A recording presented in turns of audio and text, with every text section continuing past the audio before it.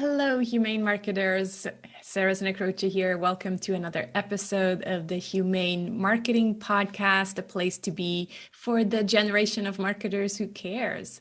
This is the show where we talk about marketing your business in a way that feels good to you, is aligned with your values, and also resonates more with your conscious customers because it's not pushy, ethical, and also beautiful.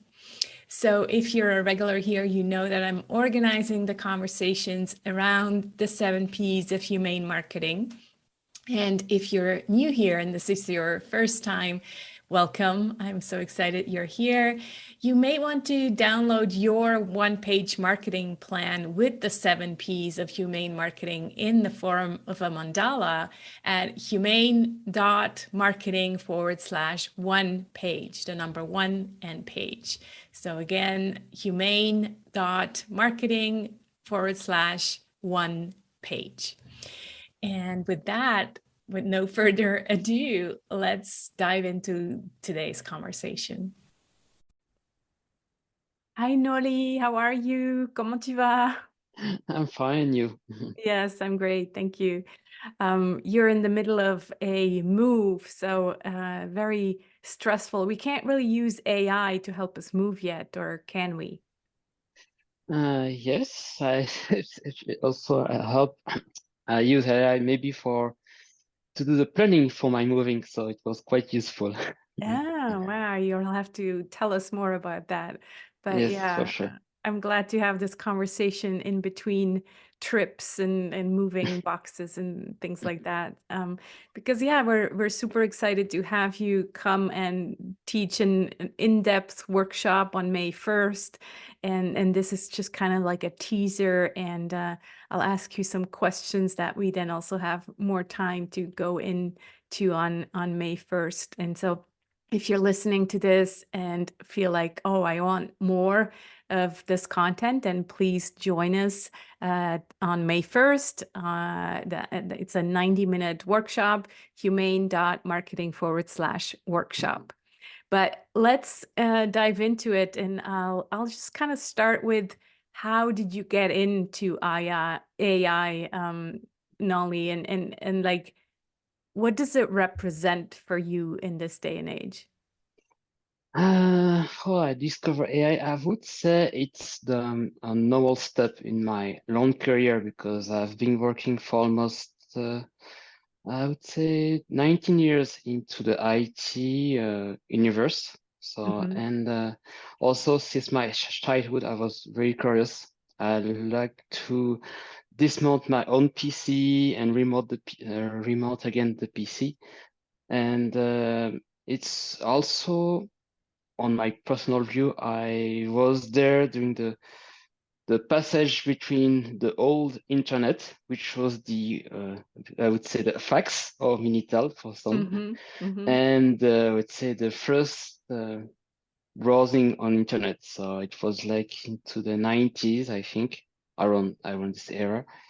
And then I worked in IT for almost 20 years, and I saw the progress. Also, I saw the constraint also of let's say the digital world.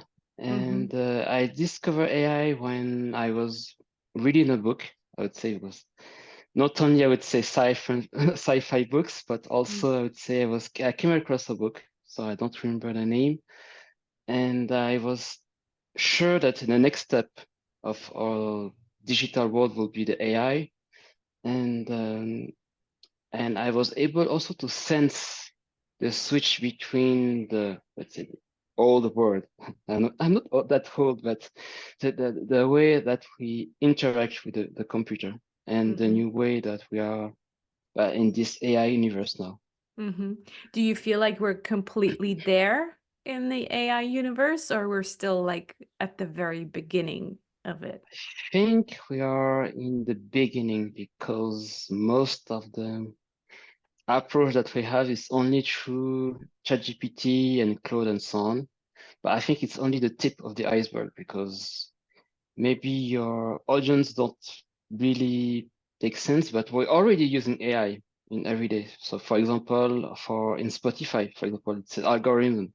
It's Mm-hmm. not algorithm AI per se, but we are using the We're some using algorithm. data, right? Yeah, Mm-hmm.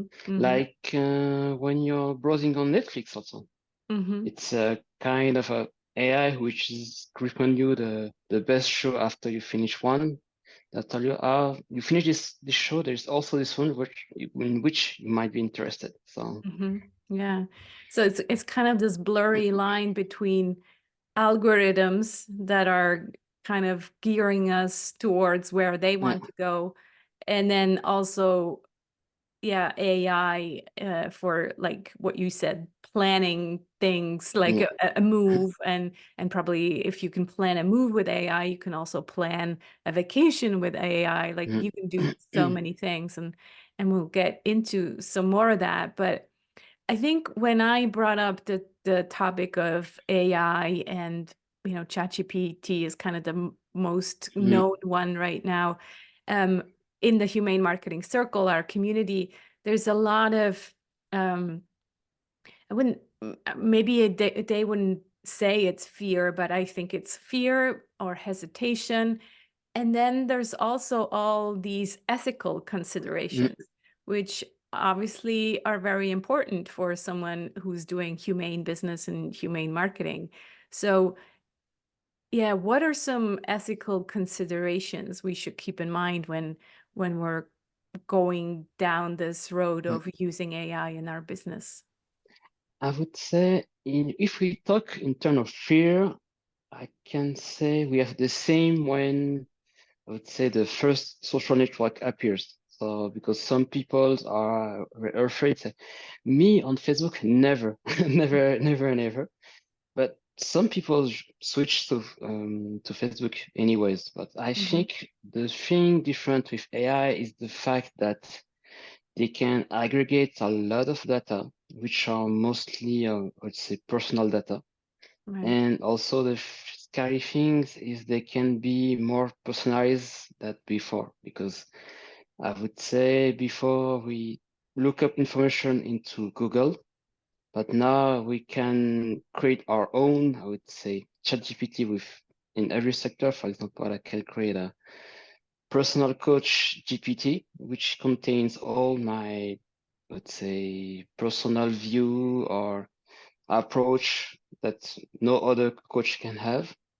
And there is the main, I would say, reflection about what are stored those data, because now we can put, I would say, more personal data like the people that we have interaction with, name, date, address, and so on. And those data are, let's say, located in country who are less more, I would say, regarding in terms of law. For example, in the US, we have the Patriot Act, in Hmm. which any federal agency can look into those data without asking you. Hmm. So that's why in Europe they have the GDPR, Hmm. and now they want to enforce the EU Act, in which is a kind of GDPR for AI. So it's to determine which is the good usage of AI and which is the, I would say, risky usage of AI. They're trying to kind of come up with laws. They're catching up, really, Yeah, right? They have to mostly catch yes. up. Yeah, Yeah, because there is some issue, for example, with AI using for credit score, for example, yeah, because we have to uh, we have we have to determine who is responsible for these tools. yeah, It is the developer, it is the person who is using the tools, or this is the user. right, So yeah, I would say the same like if you buy a car, there's a responsibility. It's the one who drives the car, not the car manufacturer. right. So Yeah, the ethics is the main, I would say, the main point of ethics in AI is to determine the responsibility in the creation and the use of those tools. right. Yeah, because I think the one thing to keep in mind is that you can always go either way, right? You can use AI for good, Mhm. or you can use AI for evil. Yes. And that's what we're all afraid of when we talk about, oh, AI is going to take over, the robots are going to take over. Well, we're afraid of Yes. things going in the wrong direction. And so is that what they're now trying to kind of come up with legal responsibilities of who's responsible for what? Yeah, as I said before, it's not perfect or ideal, but it's better than nothing because Right, at least we have a framework in which someone can, in which some people can refer to. right, So it's not the wild, wild west in terms of right, AI. So there's some moral, I would say, moral and legal framework in the right, use of AI. right. Is this what happened after Elon Musk and a bunch of other people sent that open letter? Was that in response to that, or that kind of happened anyway? I think it's that, but also there is the thing that they don't want this kind of tool to be out of control Right. because things can go badly, and we can see in countries like China that are using AI not in the right use, mostly for surveillance of their citizens. Mm, And they, I think country in Europe, they don't want to go that road. So also, and I think also there is some moral issues of it also with of kind of tool. right, right.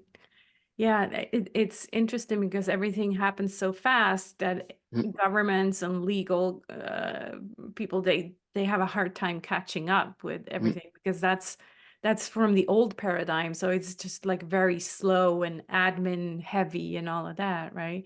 So do you think there's ever going to be a point where they're on the same page and they caught up?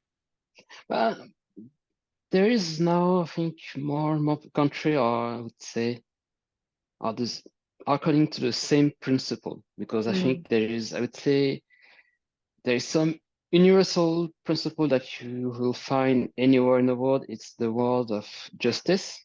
I hmm think everyone want to be has this sense of justice and also to have the opportunity to question also the AI because it's like your, I would say, in your common life, you have also the right to question if you are arrested by a police officer. You have the right to have a lawyer and also to have to be in a tribunal. So it hmm should be the same also when we use AI. I think it's the it's the universal principle that you can find in any country, from Switzerland to France to Peru, anywhere. So. Yeah, yeah.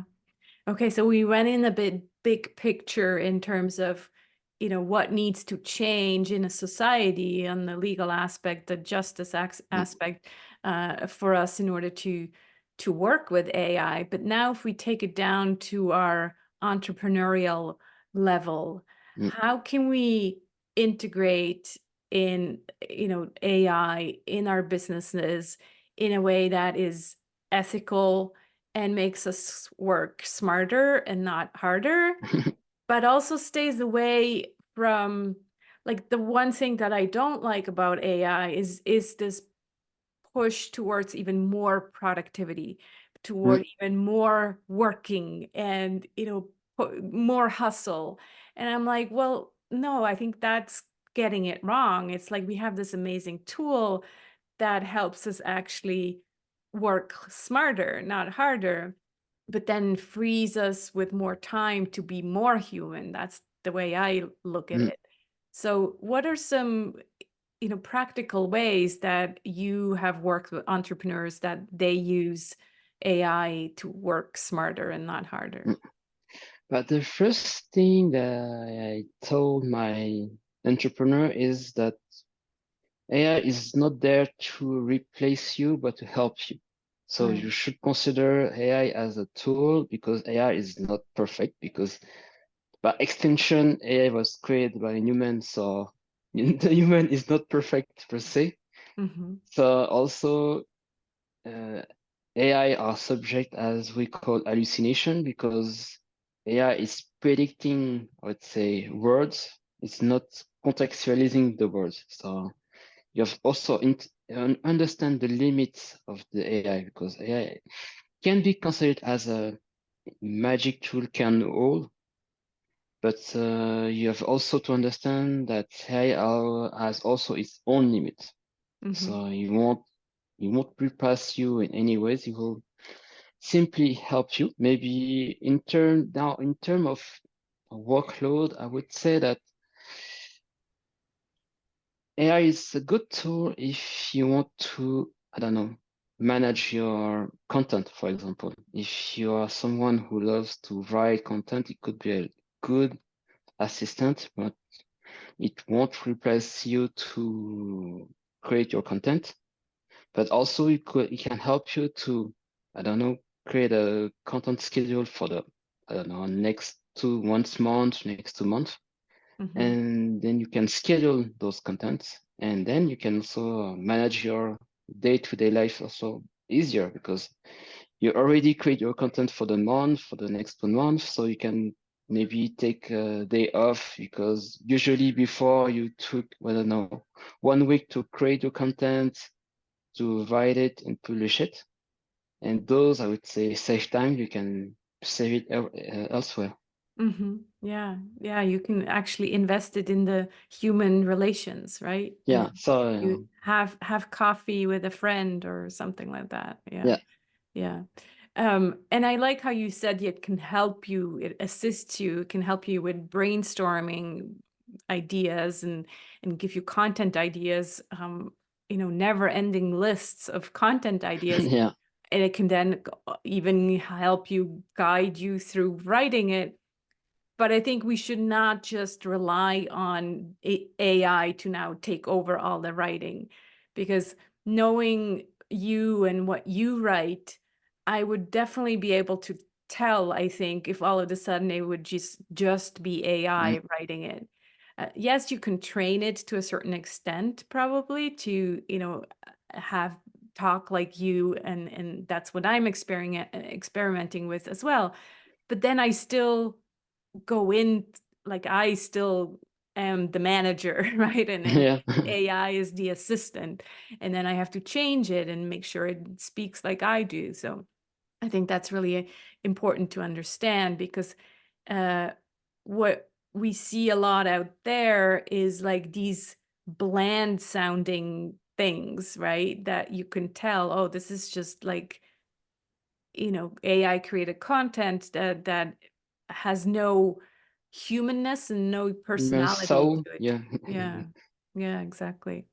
And then Google actually just said that they're starting to punish the pages on Google that are only content, I mm, mean, AI created. So that's a good move from them. Well, obviously, mm. they're a bit scared as well, I think, but yeah, I think that's a good move. Um, so where would you tell, actually before that, I know you have this framework based on Platon. Yeah. And so I'm just wondering if you could explain a little bit your approach to philosophy and AI, because that kind of, from hearing that kind of sounds like an oxymoron. Like, how do those two go together? But No, tell us yeah, more about it. yeah, for sure. So I'm always been, I would say, I'm a huge history buff. So I Mhm. always has book in my house, and I love read books about history and of kind of books. It could be philosophy, psychology, and I found that philosophy was a good way to be grounded in what we are doing and all what we are thinking, especially in this time which everything is going so fast Mhm. and we can be so lost rapidly. So, and during one of my reading, I came across a biography of Plato, which is Plato in French. Mhm. And I was thinking that maybe we could use some aspect of the stoicism effect in how we, let's say, approach technology. Because Mhm. sometimes we are using technology because we are using it, but we don't really think what we do with it consciously. Mhm. So that's how I came with this idea of Platon, which is Plato in French. And the first, let's say, P is for principle, in which is what are the principle that I put it in my content. It could be also in my content or the principle that on why I'm using the AI. So it asks me to um, myself when I'm using a tool, which could be ChatGPT and so on, to ask me what are the consequence of using this tool. If Mhm. the tool are, I would say, ethically based or the people are treated, I would say, correctly or humanly. Mhm. And then the L then stands for legality. Maybe it's more about when I'm using an AI tool, is my content is not copyrighted by someone else. And actually, there is a huge debate about AI because mostly they are using data scraped from internet, and most of the data are copyrighted. Mm. Mhm. So you need to ask yourself, is the thing that I'm using is completely legal or not? Then there's the A, which is for accountability, which I have to be concerned that I'm using a AI tool. Don't saying that if, for example, if I'm putting wrong information because I use the AI tool, I have to count accountable after that I put. If I use, for example, if I'm using an AI tool like Midjourney, maybe I should be aware that maybe I'm using copyrighted image from Illustrator, and maybe if needed, but to put any annotation when I'm using those kind of image, also Mhm. to be transparent. Right. And the T for transparency. So Mhm. for example, is to be transparent in the use of AI tool, especially if you're working for a journalist. You have to say that, for example, this part or this part of article has been written with the help of an AI tool, Right. or this image has been modified by the AI tool.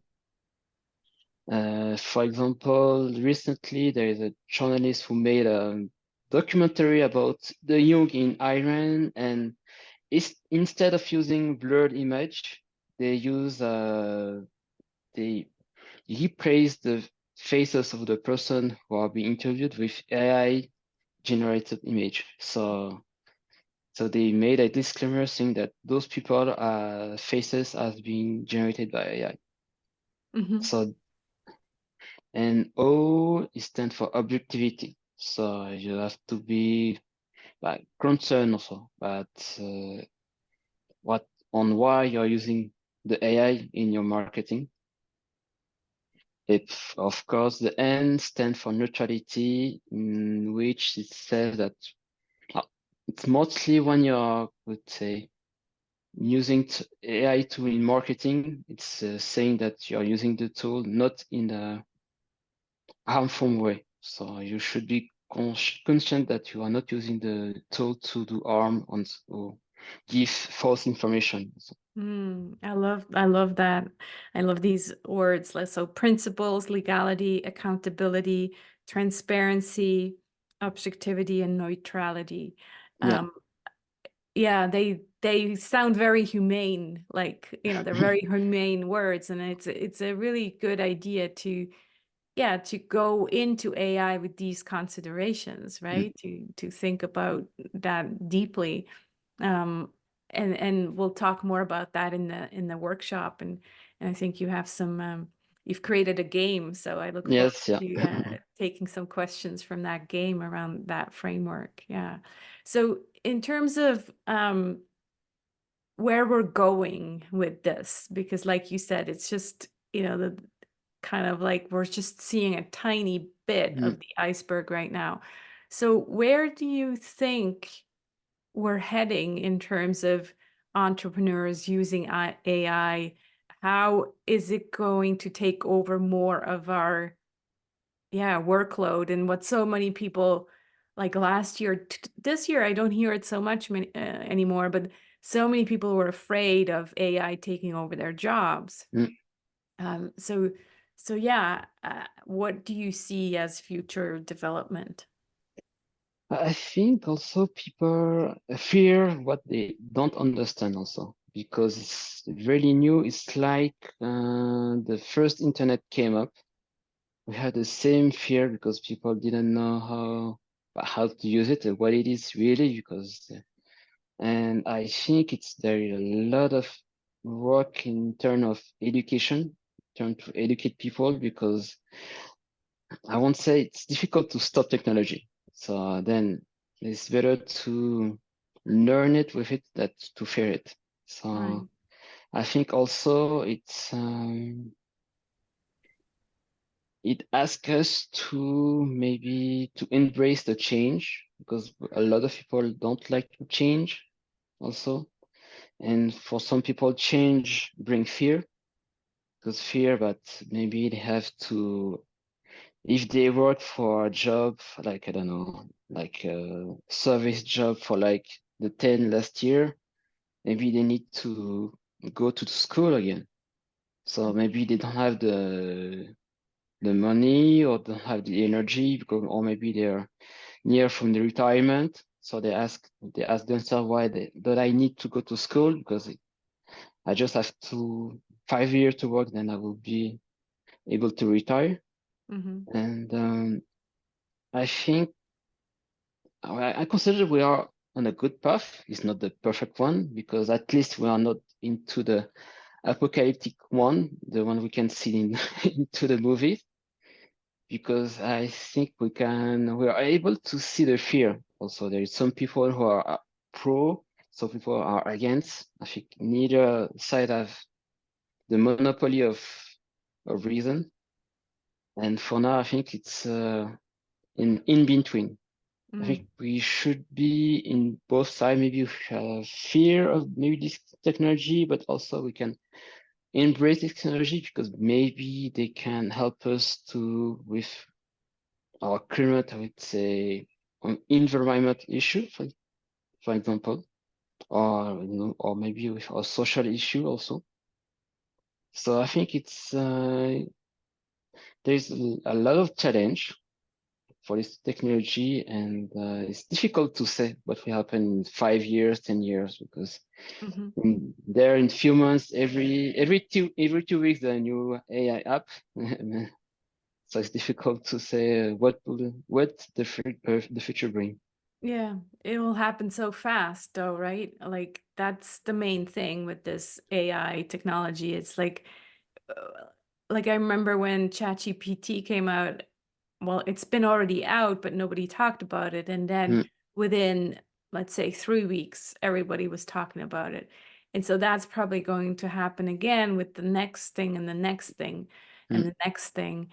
And what I like that you said is like, yes, we're on the right path, uh, because it would be probably really spooky if there was no fear at all. Yeah. Like that. And I think that's kind of where Elon Musk and the gang, they got a bit freaked out because they're like, whoa, like this is going too fast. Yeah. And so they backed up a bit. And so I think that's a healthy kind of relationship to something new that Yeah. we need to learn to live with. And so I appreciate that. Yeah. But I think but I love to compare AI like the yin and yang. Mm, It's like it should be an equilibrium between those yes. two. Mm-hmm. It can be good, it can be bad. I think it's a mix of two. It can be because we cannot. It can be not also fully an utopia or fully a dystopia. Right. I think it should be both at the same time. So A little mix, just so that makes. we can I think somehow it's say like that. I think it's like us. I think there are some days we are full of energy. Some days we just want to lay in bed all day. Yeah. And I think it's the cycle of life also. So Hmm. you have spring, summer, autumn, winter. I think it's a cycle. So Right. Yeah. And you're right. I mean, it's in the end, it's created by humans. And so it's still the humans that influences mm, AI. And so if humans right now, you can't say that humans are all good. Like we're mm. in one of the biggest messes that we've ever been in.